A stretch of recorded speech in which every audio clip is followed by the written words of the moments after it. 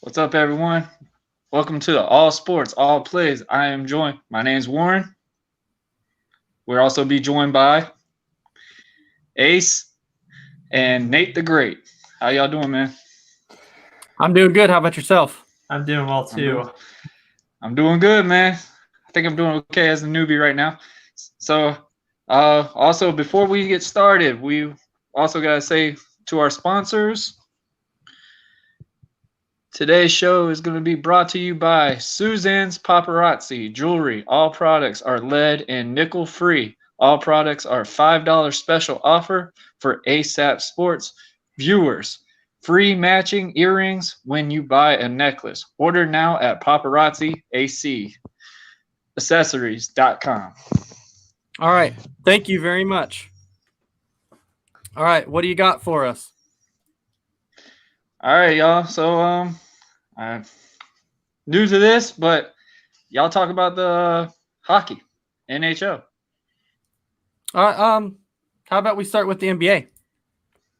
Oh. Yeah. Okay, let's go with it. Yep. I think we should go ahead and roll with the NBA, man. So how about we go ahead and start with those Bucks and the Heat, man? That was wow. That first half was crazy. I'm afraid to even say the stats right now. No, I mean it's fine. When you look at the first half and Chris Middleton had 14 points in the first half and he finishes the game with 18, like the Heat flat out shut him down, man. They must have just took the man out in the game or something. Like what happened? Like they flat out shut him down. And the big thing was I've stood up for Giannis for a very long time. I've always said that, okay, Giannis winning Defensive Player of the Year, winning an MVP award, winning Comeback Player of the Year, or I should say the Most Improved Player. I've stuck up for him for a long time, saying Giannis is the man. He's the Greek freak. He's the player on the Bucks. Like the Bucks revolve around him. And then this happens. And then you see a game like this to where you're like, Giannis, you know, you're supposed to be the guy. And then your leading scorer is Lopez. Lopez with 22 points. So, Nate, I mean, the inside scoring still goes.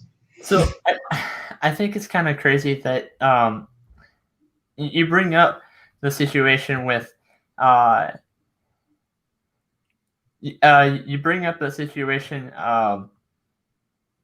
with Chris Middleton about him scoring 14 points and 4 in the second half. But how about the other way? Jimmy Butler scoring 7 points in the first half, and now the final, he scored like 23 in the second. They figured out what to do in the first, but then what happened? Well, like we've said forever, we all know that Jimmy Butler's the man. Like it doesn't matter what team he goes to. That guy's a dog. Like that guy is the man. Jimmy Butler, with him, it definitely the Heat revolve around Jimmy Butler. I don't know if you feel that way, Warren, but that's how I feel. The Heat goes as Butler go, because if you look at that first half, when not Chris Paul, but when Jimmy Butler had 7 points in the first half, he gets 23 in the second half. Then what happens? The Heat win the game. The Heat win the game. Right. So we have a comment on the side that Jason Barber also said that the Heat's going to win in 4.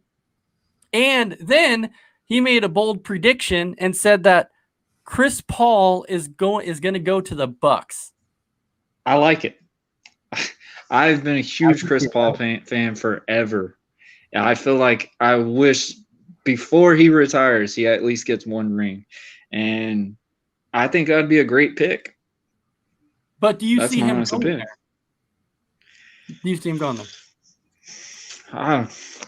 I mean, just judging from his past performance with OKC, didn't do too as well as what we thought. That's my opinion. I really thought OKC would have been a good weapons accessory for him because they've got some good shooters. Great inside scorers. Obviously, when they lost Russell Westbrook, it was going to be like, okay, what's going to be OKC? What are we going to do with it?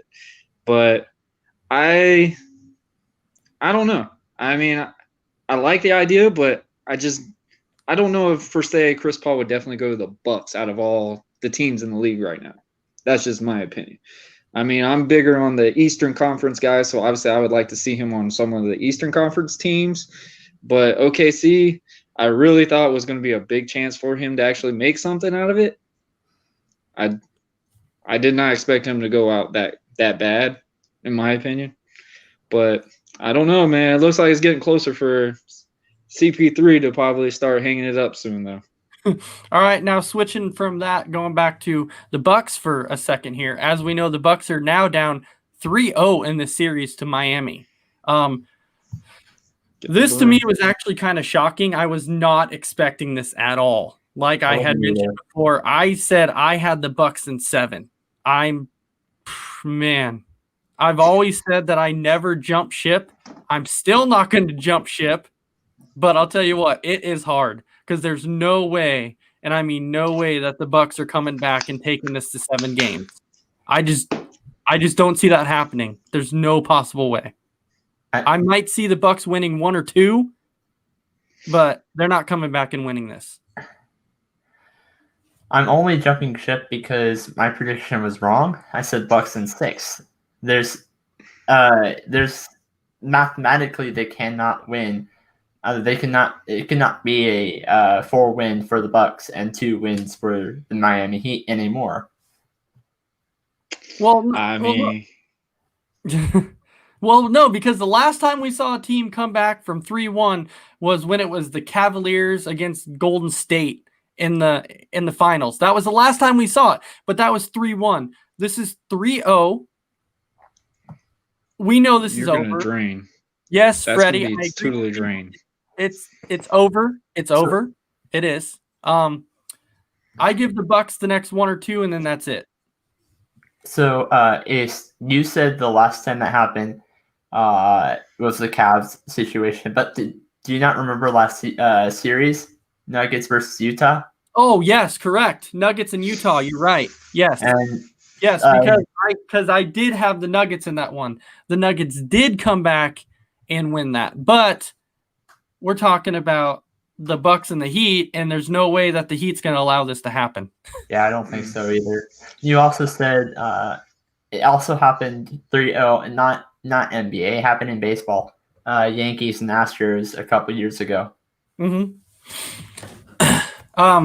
So Warren, how many games are you giving the Bucks? How many games are you giving the Bucks?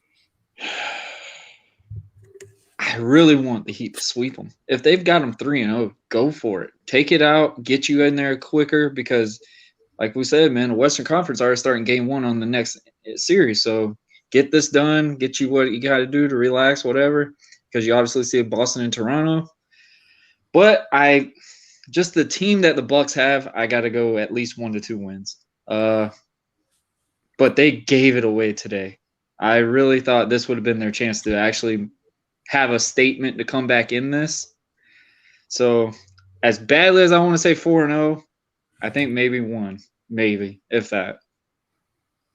What do you think, Ace? So since you're new to the show, last night we talked about Giannis and what could potentially happen with him. Will he stay with the Bucks or will he go? So I think everybody's curious. What is your thoughts? Will he stay with the Bucks or will he go?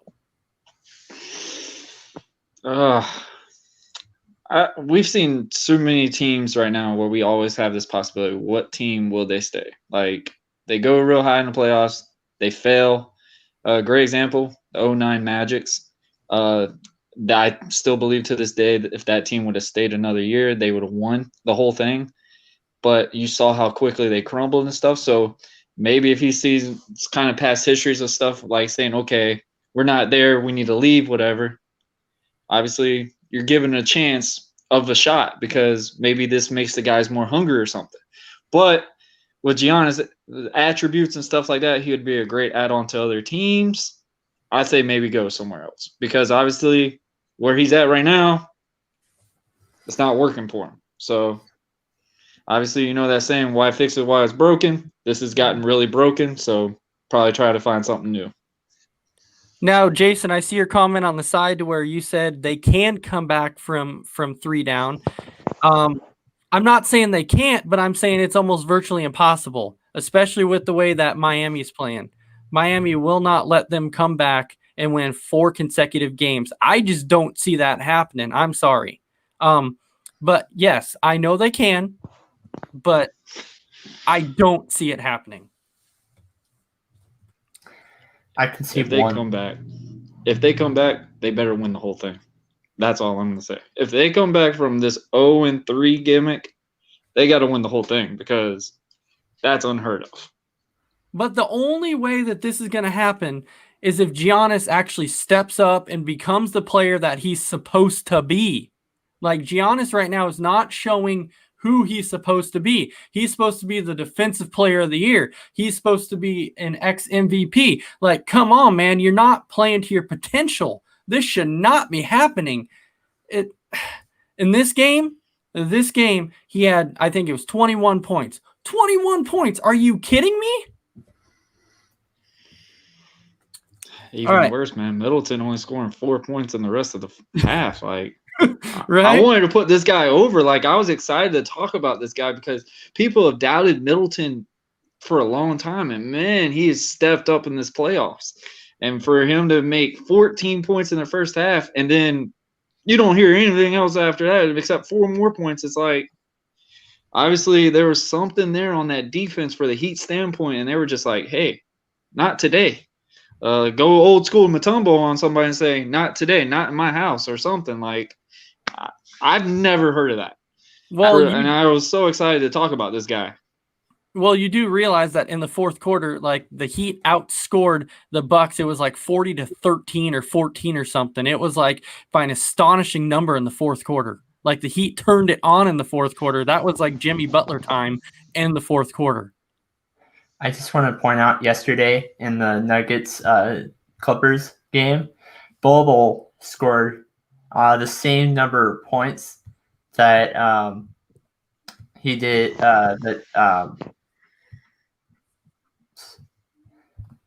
He scored 4 points out of in that fourth quarter. It was exactly the same number as Chris Middleton, but in a half. All right. So I think even though the game is just coming on now, I still think we should touch on the Lakers and Rockets. I think that would be a game to touch on here. We talked about it last night, Phil. But so, Warren, you were saying before that you believe that the Lakers are going to be in the NBA Finals. How can no one doubt?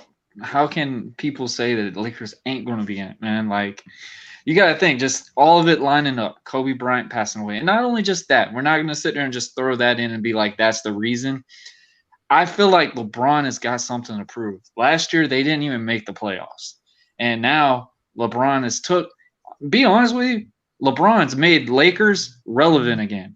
LeBron has made this team a team that back then when you listened to the LA Lakers, you either hated them or you knew they're going to come in and play.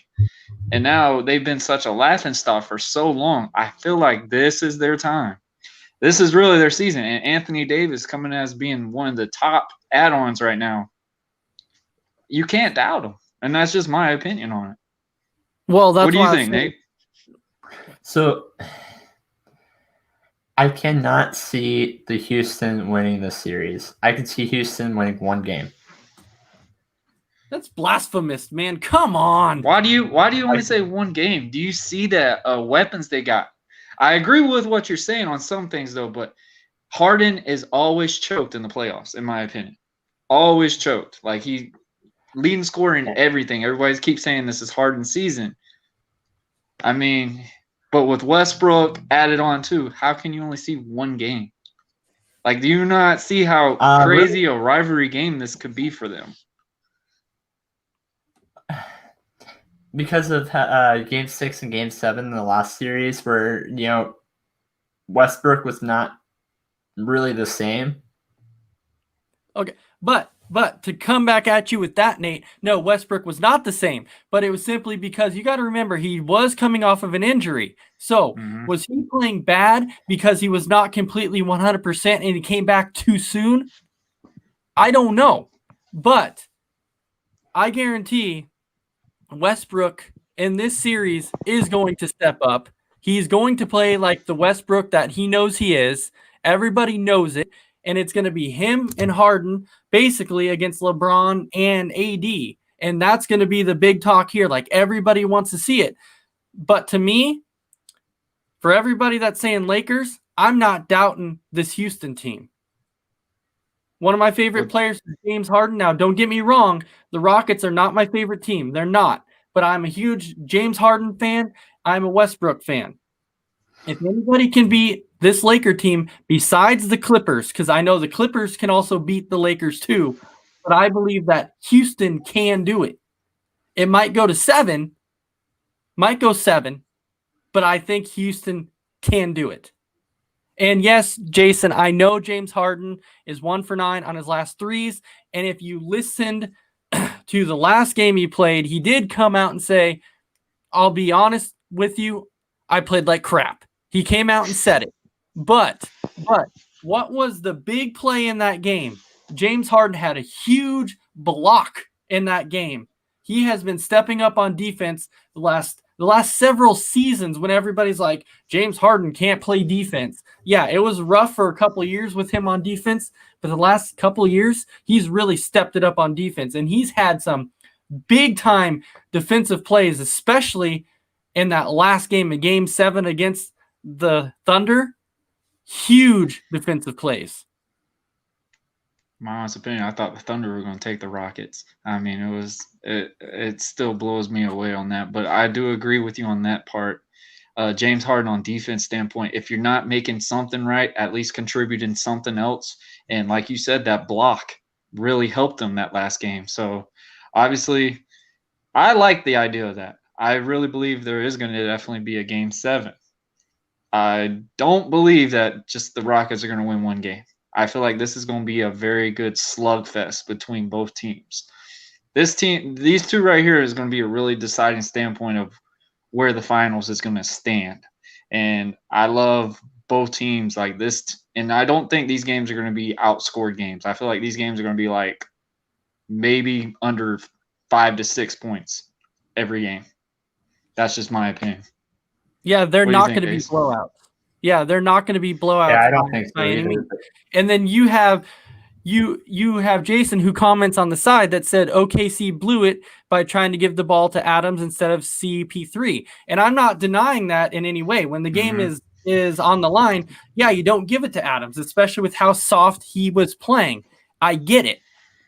But you have CP3. But now, do you remember the undrafted rookie in that game who like flat out balled in that game? Dude had 30 points. His last name was Dort. I don't know how many of you guys actually remember him, but he balled in that game.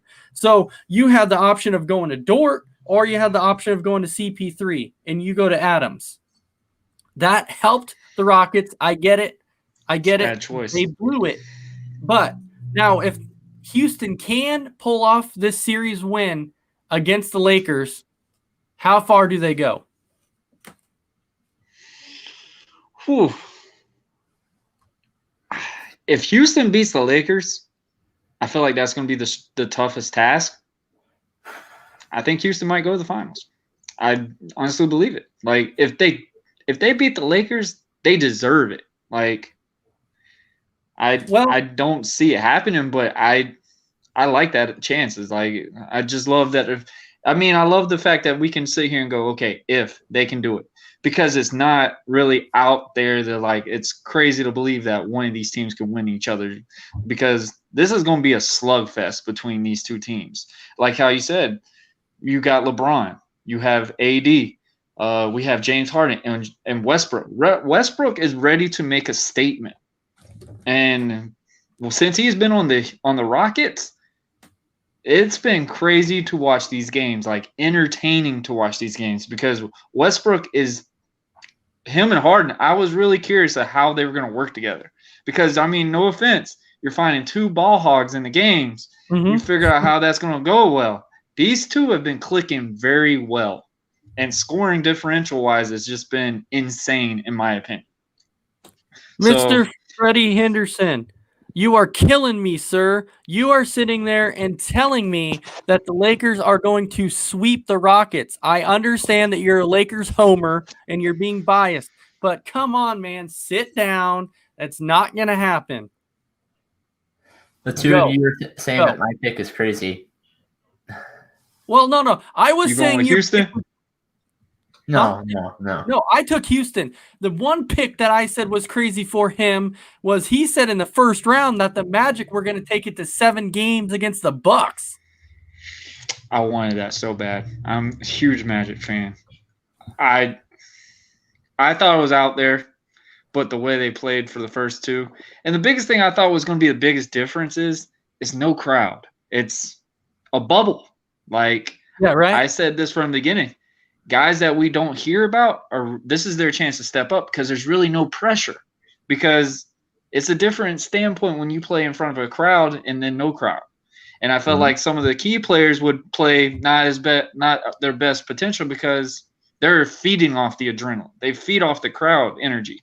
So I kind of had a feeling that Orlando wasn't going to beat the Bucks. I had a sad dream about it, but I mean, obviously it became a reality real quick. Now, I will bring this up though about it too, was that if Houston manages to get past this round against the Lakers, as we saw in the first game with the Clippers and the Nuggets are completely outmatched against the Clippers. I believe that series will probably be a sweep. As much as the Nuggets put up a fight against the Suns in the first series to come back and take that after being down 3-1, I think this is going to be a sweep. And yes, Houston against the Clippers in the next round would be insane. That would be a slugfest. That would be a game that maybe the Rockets can't win because the Clippers have this guy known by Kawhi Leonard. And to me, I had him at the top of the pedestal in the NBA. When I had my top 5, I said Kawhi was number 1 in the NBA. I had him as the best player. I had Kawhi at number 1, and I had James Harden at number 2. I mean, point differential wise, yeah, I agree with that. But also you got to think, man, it's a team game. And obviously – all right. I mean, you got to depend on so many different players. You got to have the weapons that are not these key players as well. And I feel like some of these teams have really failed on that in the past history. A great example, LeBron's teams. Every time that LeBron's went to the playoffs and stuff, his team has all the talent in the world shut down in playoffs. I feel like this is the first time the Lakers have actually have somebody that's stepping up other than LeBron. So I feel like that's a different scenario for the Clippers as well. If they can find a way to get the whole team involved and not just Kawhi Leonard, then I agree with you on that. All right. So how about we move on? All right. So I want to talk about baseball, Major League Baseball. All right, sure. So we'll go ahead and talk about baseball. Today we're going to be talking about the NL West. So as you look at the NL West, we have the Dodgers in first place at 29-10. The Dodgers right now are an amazing team. I mean, they are loaded from top to bottom. Nate, at this point, do you see anybody being able to beat the Dodgers? I can't see anyone being able to beat take that top spot in that division. But if there was one that I had to choose, it would be the Padres. Oh yeah. I was earlier this year. I was going to say the Rockies, but after that huge loss to the Giants, 23-5. So when you look at the Rockies at the beginning of the year, they were absolutely they were one of the best teams in baseball. They were probably a top 5 team in baseball. Their pitching staff was number 1 in the major leagues. They were an awesome team.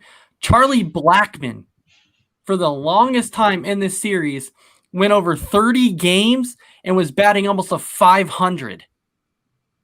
That's almost unheard of.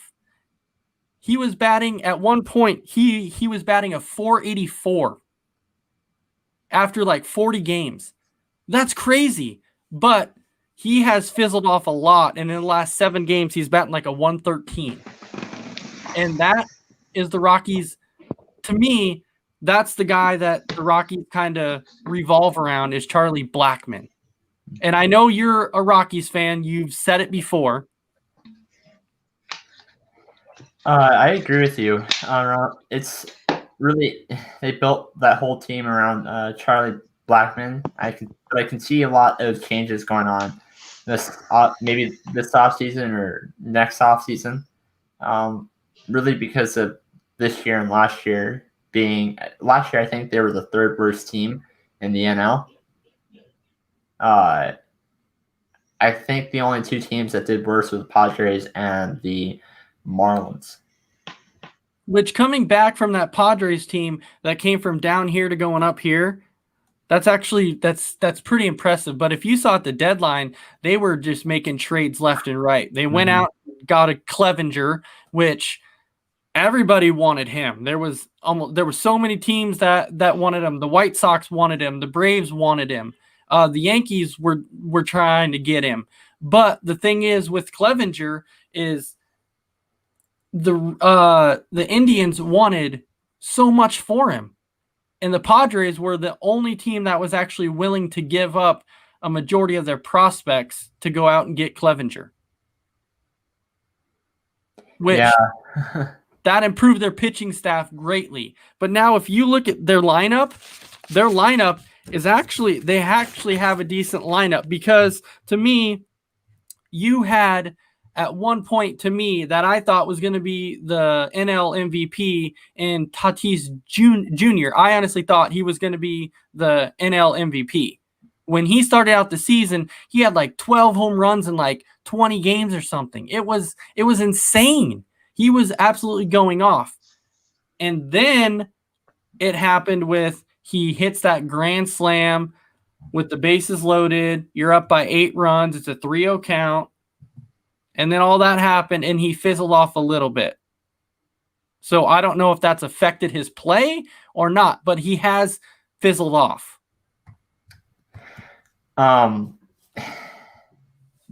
Yeah, I would agree. I would say the same thing that he's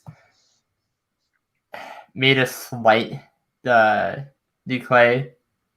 Declined. I'm tired. What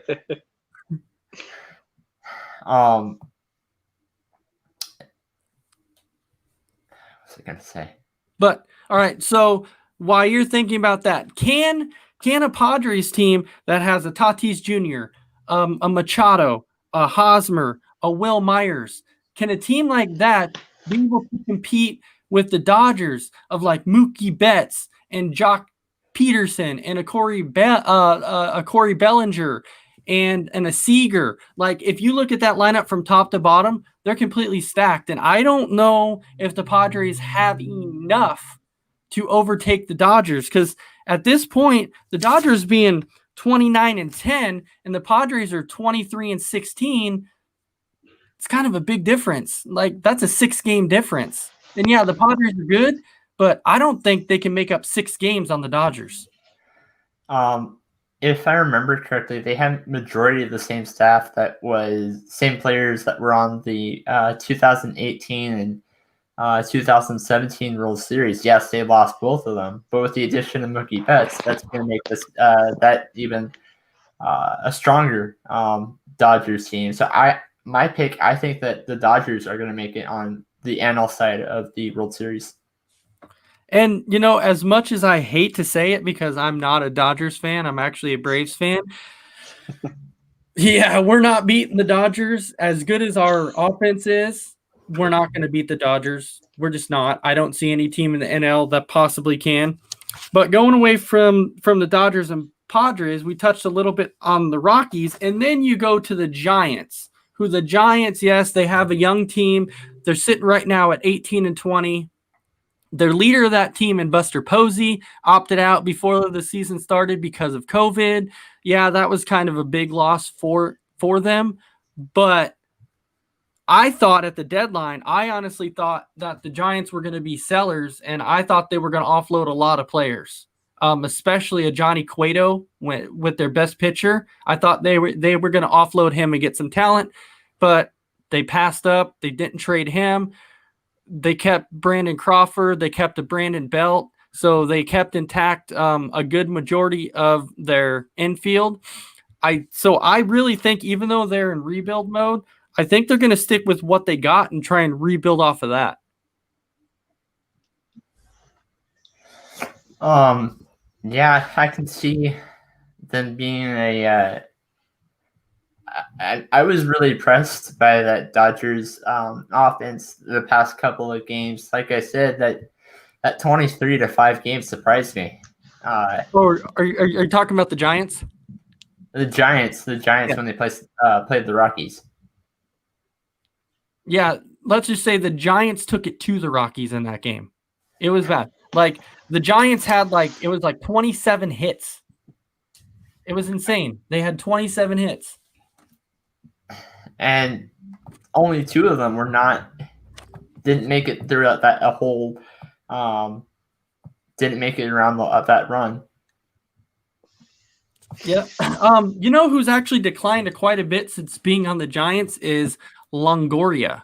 When Evan Longoria played for the Rays, he was like their star at third base. Everybody wanted Longoria. And then he goes to the Giants and something happened. I don't know if it's just the ballpark or what. I mean, it's definitely a different environment, I can tell you that, but something happened and Longoria is just not the same guy anymore. Yeah, on my show I usually talk a lot about how traveling distance affects games, especially when you're talking about the NFL. I know they're not. I know the Rays were not playing against the Giants, and him not doing well against the Giants was the factor. But he moves to the Giants, and that's really right across the entire U.S. I mean, I understand a little bit of a decline when he first got there, but now it's a little questionable. I mean, yeah, moves can always affect a person, but it doesn't take this long. It really doesn't. I think his skills are declining. So the last thing that I have on the Giants that I want to touch on, that I had mentioned before, that Buster Posey is pretty much the leader of that team. Do you believe that Buster Posey gets traded after this season? I can't see what team would want him, but I can see him going, leaving the team. Well, Buster Posey, he would make a good addition because, he can play catcher, he can be a first baseman. Mm-hmm. But he doesn't have to be a catcher first baseman that has to start every game. He would just be a veteran leader in the locker room. That's really what somebody needs. There are teams out there that need that veteran leadership in the locker room, especially for players that starting their rookie catchers. Yeah, and then we get to the final team in the division, which is the Diamondbacks. Which the Diamondbacks right now are sitting at 14-24. They're last in this division. They are 1-9 in their last 10 games. The best move that the Diamondbacks did was trading for Bumgarner from the Giants, but he hasn't done anything since coming over to Arizona. I can't see I can see maybe. I can't see. I think 5th is where the Diamondbacks are at. I think that the Diamondbacks are probably going to, at this point, should aim for a very high draft pick this next upcoming draft, even though I think it's a little ways away. I think what the Diamondbacks should try to do is to, I think really what they should do for the remaining of the season is lose, because of how low the ranking is. So a high draft pick would probably help them out a lot. Well, they're 15 games behind the Dodgers, so let's get that straight. Like, they're not catching the Dodgers. They're a long ways behind. They're not catching them. What they should have done at the deadline is they should have taken everybody that they possibly could and offloaded them at the deadline and got as many prospects as they possibly could. That's what they should have done.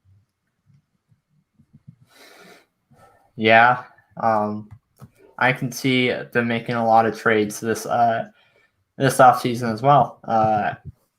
I think that this season, I don't know if it's going to go back to normal, a normal season with Corona, or if it's going to a different kind of formatted season like the MLS is doing. So I don't know how long that offseason is going to be, but I could see them making a lot of trades.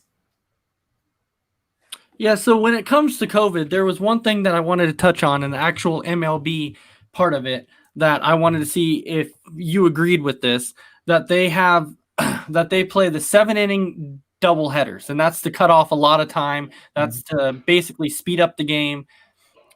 I kind of like it. They did it this year because of COVID, and it's supposed to help them come in less contact with everybody. So if you play a doubleheader, they shorten the game by 2 innings. Is that something that they should keep around for next season also? Yes. When I first was introduced to the whole 7-inning doubleheader thing, at first I didn't like it, to be honest. I didn't think that they should do a doubleheader because of the whole COVID thing. I could see maybe a reschedule to a day that doesn't have a game, even though they are going to have to travel a little ways if they do that. But then, after seeing what happened to Miami, yeah, I do like the doubleheader thing, and I think that is something that they should continue because 9 innings is just way too much for a player, in a double hitting standpoint. And I completely agree with you on that. I have nothing else left to talk about in the NL West. Do you have anything else you need to touch on? No, I don't. So just to be perfectly clear, I think we both agree that the Dodgers are going to take it. The Dodgers are the number 1 team. Yep. The Dodgers are probably going to represent the NL, and so I've got the Dodgers finishing first. The Padres are going to finish second. The Padres are going to be a wild card. They're going to be a wild card team, and then I've got actually my 3rd and 4th was going to be tough because the Giants have been playing a little bit better than the Rockies have. So I actually had the Giants leapfrogging the Rockies and going up to number 3, and then the Rockies being at 4, and then the Diamondbacks finishing at the bottom at number 5. That 23-5 game, I know I keep saying that, but it surprised me. Yeah, I'm going to put the Giants at 3rd. All right. Y'all ready to talk about hockey? NHL? Yeah. All right. So we can start off with that crazy Stars and Avalanche game. Again, the one thing that I said before, I've said multiple times that the Stars were going to be in the Stanley Cup Finals. I've always said that it was going to be the Stars and the Lightning. But I did not think that the Avalanche were going to put up this much of a fight against the Dallas Stars. It actually shocked me how much of a fight that they were able to put up against the Dallas Stars. They took it to 7 games. The one thing about this game that actually surprised me was that that Kiertrantra, I hate to say his last name, I butcher it every time. He got his first ever hat trick in this game. His first ever one. Wow. Yeah. I did not see this game, so I know who won, but I didn't he got a hat trick. But I did follow through it at times, and I thought Avalanche was going to win that after seeing what happened in the first quarter. the score being 3-2 or This game 2-1. went back and forth. Yeah, this game went back and forth, because the Avalanche would take a lead, and then the Stars would come back and take a lead. Then the Avalanche would take a lead, and then the Stars would come back and take it. So it was kind of going back and forth. And if you look at the final numbers, the Avalanche actually had 44 shots on the goal. Wow. They took 44 shots. The Dallas Stars took 35. So...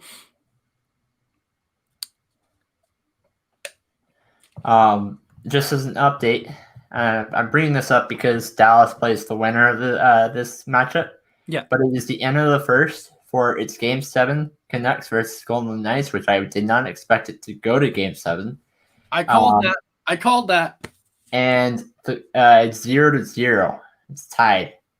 If you remember the other day, I said it when I was on the show with J-Mac. And at one point, the Canucks were down 3-1.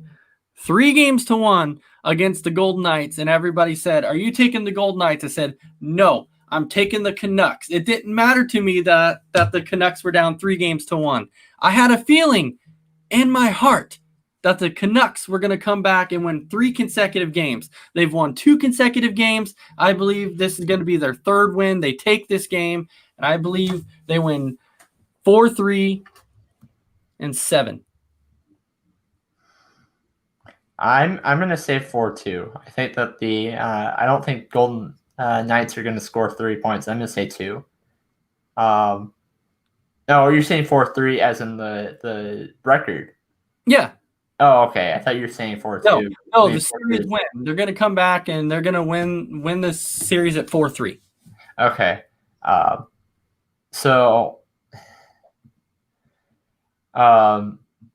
But one other thing I want to talk about is who do you think is going to win tomorrow? The New York Islanders or the Flyers? It's right now. And that's actually the game I was going to touch on next after this. Did you have anything else left to say about the Stars and the Avalanche? Because we knew that you were an Avalanche fan. You have previously said that. So now that the Dallas Stars, which I had predicted would beat the Avalanche, and they did. Now, do you see the Dallas Stars in the Stanley Cup Finals? Yes. As I said before, I think it's going to be the Lightning versus whoever won the Stars and Avalanche game. So since Stars won, I'm gonna pick them in the finals, and I'm gonna go with the Lightning. I think that they're going to win. Now, however, they did lose Game 1 against a team that didn't have their starting goalie, but that was very interesting. How I think I say the Stars win, and the last thing that I had to say about the Canucks and the Golden Knights is if the Golden Knights or the Canucks win the whole thing, it'll be their first ever. Now keep in mind too that when it comes to the Canucks, do you know that their starting goalie was actually hurt? No, I didn't. After Game 4, the Canucks starting goalie got hurt in Game 4, and they were down 3-1, and they brought in a rookie goalie, goalie, and he changed the momentum completely in that series. Wow. And their goalie, which is Markstrom, he's their MVP. He's their best player. So with that being said, if Markstrom is healthy in the next series, does he play or do you go with the rookie who has brought you back? In the next series, I would say maybe try a little bit of both. If they go and they start Markstrom Game 1, Game 2, and they lose both games, then I would put in the rookie because of how he's changed the series out so much. Yeah, his name was Demko, to tell you. His name was Demko. All right, so now you want to talk about the Flyers and the Islanders, right? Mm-hmm. Okay, so with the Flyers and Islanders, this is like the second consecutive game that they have gone into overtime. Game 6 was 5-4, which is kind of interesting. I noticed that there are a lot of 5-4 overtime games this year. But this one was a double overtime. It went in for the 5-4. Yeah. And you know the crazy thing about this game is since the final score was 5-4, 9 different guys scored goals in this game. There was not one guy who got 2 goals. 9 different guys scored. Wow. Yeah, this game was absolutely this game was action packed. They had between each team, they scored 3 goals in the first, 3 goals in the second. They scored 1 goal in the third, and then it was the final dagger in overtime. This game was action packed from top to bottom. So I mean, I would say that was impressive by the Islanders this year. Actually, they finished off having the 3rd worst record in their division. I don't think they would have made it if it was a regular season. Nobody expected them to go this far. Yeah, they wouldn't have gone this far. And now to put up how much they did against the Washington Capitals, they lost 1 game that series, and then now this is now an action-packed competitive game against the Flyers. I would say this being the comeback team of the year. This probably is. This for sure is. So, who do you got in Game 7? I'm gonna give it to the Islanders. I don't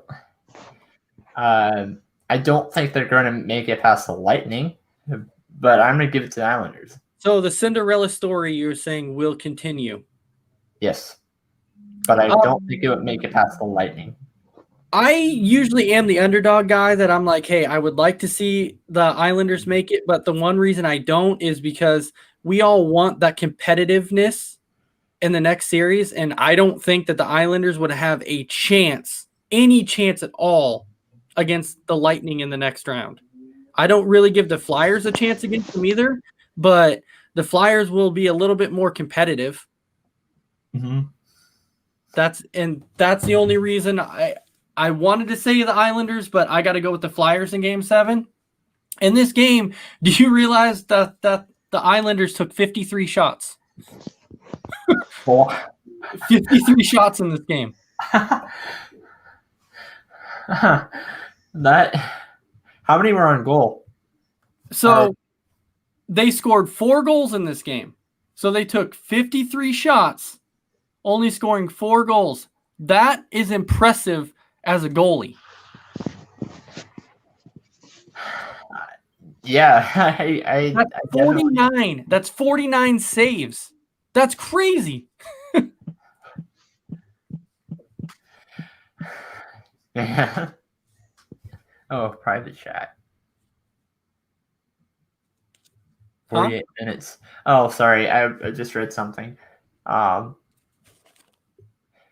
Anyway, that. All right. So he's back now. Sorry. All right. We have Warren back. Okay, so that was all we had about hockey. So I've got the Flyers in Game 7. You have the Islanders in Game 7. Mm-hmm. Okay. All right, y'all ready to talk about the top 5 running backs ever? No, this top 5 running backs this for in the NFL right now. Okay. Ace, go ahead. Tell us your 5. Oh boy, and I don't want to say in any particular order.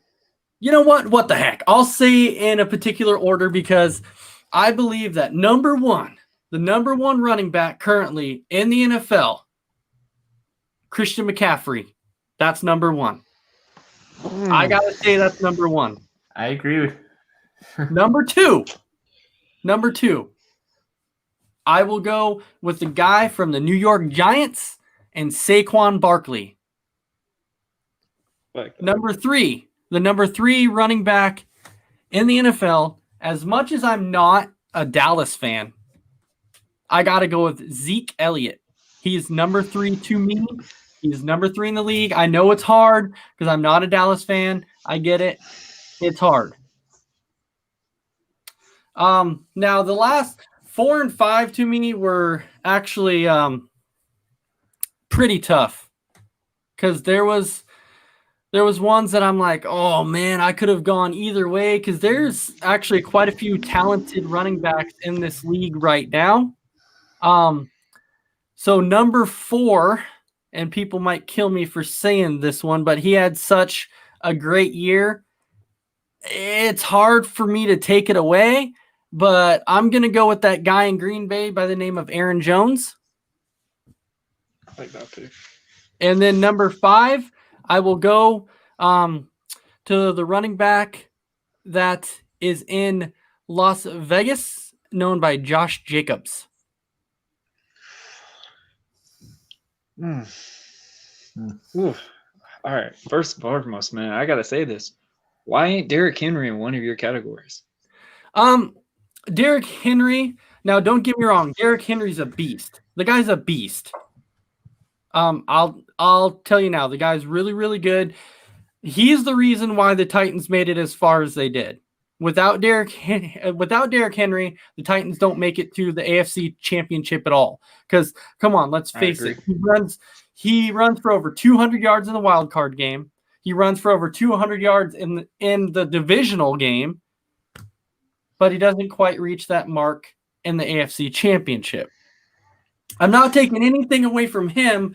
I just don't want to put him in the top 5. I just don't think he's quite there.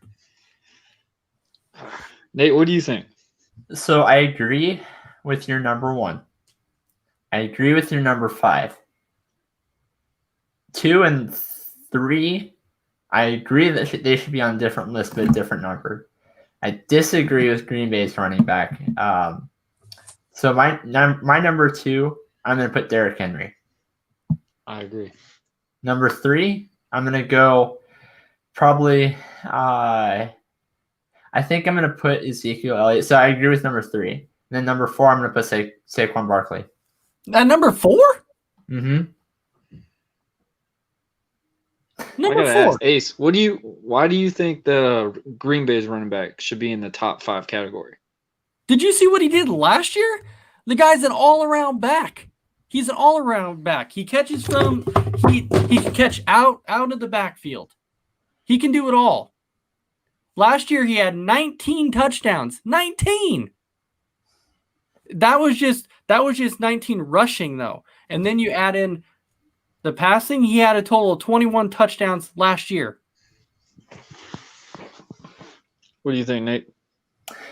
I'm gonna have to be honest. I don't really know about his season last year, so that's why I didn't put him up there. I put Elliott up there because I put Elliott as at number 3 because McCaffrey is just awesome, and Derrick Henry, what he scored. They wouldn't have done what they have done if it wasn't for him. I mean, they beat the top ranked team of all, the Ravens. And I will say this: how many people really picked Tennessee to beat the Ravens? Nobody. I don't think anyone really would. But in my area, we were all going for it. We were all believing it because you got to think, man, the Ravens just thought, okay, Lamar Jackson's just going to run up on this and just run over Tennessee. The defense went and proved them wrong. And then obviously the offense stands up. Derrick's running miraculously. I got to put my boy Derrick in at least the top 3 rankings. Christian McCaffrey, obviously you got to put him in the top 3 because the Panthers offered him the salary cap almost. Like it's crazy to believe you got to put him in number 1. You got to put Christian McCaffrey at number 1. Who are you going to put ahead of Christian McCaffrey? I mean, but my top 3 would be like Christian McCaffrey, Derrick Henry, and Ezekiel Elliott. Those 3 are obviously the only 3 running backs I believe that are standing up and taking the title for the top running backs of all in this league division. You're not going to put Barkley in the top 3. Barkley's not there yet, in my opinion. I just don't believe he's there yet. Oh, I don't know if I can agree with that one. As much as, you did put a Green Bay running back in. I'm with Nate on that. I didn't really know much stats on him either. So, at that time, but you think, man, when you talk about Derrick Henry, you talk about Ezekiel Elliott, you talk about Christian McCaffrey, you haven't really heard much more about more running backs than those three. And of course, Barkley is right behind them, but I don't feel like has put too much work in to actually get that knowledge for the top three, in my opinion. He's in the top 5 easily, but in my opinion, I don't put him in my top 3 at the most. The reason why I got to put him at number 2, and no disrespect to Derrick Henry, like I was trying to say, but what's something that Barkley does better than almost any other running back in the entire NFL besides Christian McCaffrey? He can catch a ball from the backfield. He's a do-it-all back. He can do everything. He can catch it from the backfield. He can run. He can run left. He can run right. He can run up the middle. He can do it all. He's just an all-around back. That's why I have to put him at number 2. He's that tool player. Okay. What do you think, Nate? I see you wanting to say something. Go ahead, man. So I know you're ready to go. I didn't put. The reason I didn't put Josh or Saquon in the top 3 is because it's only neither one of them has started their 3rd season yet. We don't know how well they will do in their 3rd season. Not to mention, we don't know how well Josh would do in his 2nd season. So probably the quarterback might change throughout the year. Might be good to Marcus Mariota.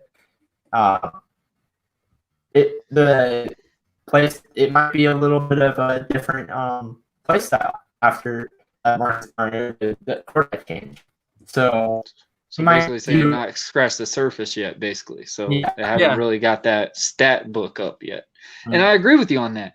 And like I would about Barkley, I agree to an extent, like he is in the top 4 at the most. I just don't put him in that top. I get it that he's all around, but you also got to think, man, Derrick was doing some nice little throwing passes in the playoffs. Like, you don't see a lot of running backs getting to take a chance and throwing a pass for touchdowns.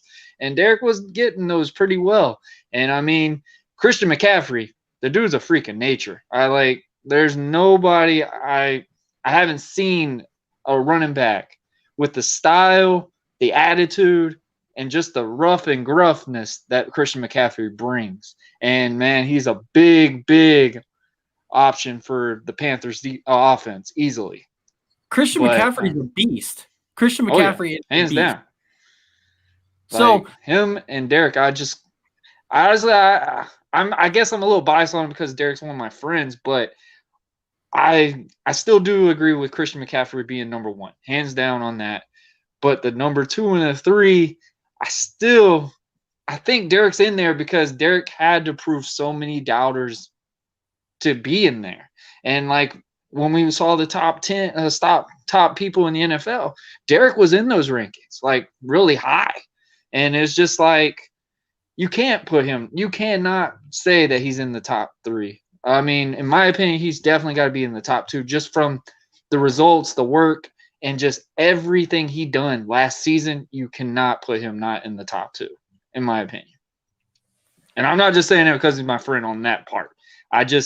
From the results that he's given, he's got to be in the top 2. I get you, and I'm not saying that Henry's a bad running back by any means. I'm impressed with what he's done, and he can carry that Titans team. We've seen it. He can do that. What he's actually helped. People may not like this if they're a Tennessee fan. They may not like it, but in a way, he has resurrected Ryan Tannehill's career. He really has. And I know people thought, well, this is the Tannehill that we thought he was going to be when coming out of college. Not really. The only difference is because he looks so much better because when you have a guy like Derrick Henry at running back, yes, he opens up that passing game because people are focusing on stopping Derrick Henry. I get it. So it opens all that stuff up. I completely understand. I completely where you're coming from. I give him 6, but I don't want to quite put him in the top 5 yet. If I had to take That somebody out of hurts my me. top, if I had to take somebody out of my top 5, I would take out Josh Jacobs and I would put Henry at number 5. If I had to take anybody out, I would do that. Okay. At least you put him in the top 5. Josh Jacobs, it was his first year. That was his first year. He had a great first year. Everybody thought he was going to be a good running back coming out, and he was. Mm-hmm. But I guess if I had to, I would move him from 5. I'd put in Henry at 5. I like that. I mean, because like we said, like Nate said, Jacobs has just started. So I've seen tons of running backs be really good at the first year and then become a major bust going on through the rest of the season. But I'm a Jaguars fan, so really I don't know anything really about success, I guess. But we were definitely hitting on that hour mark. So Ace, so for sure you are guaranteed, for a fact that you're stuck on the top 5 that you picked for running backs. I am stuck on that top 5. All right, man. I'm there. I guess Nate's stuck on his. Well, I don't know where he's at, but I guess we're about to just wrap it up now. All right. Well, do you have any last words? Oh, man, I appreciate y'all giving me this opportunity today. I had a blast, and I look forward to doing many more.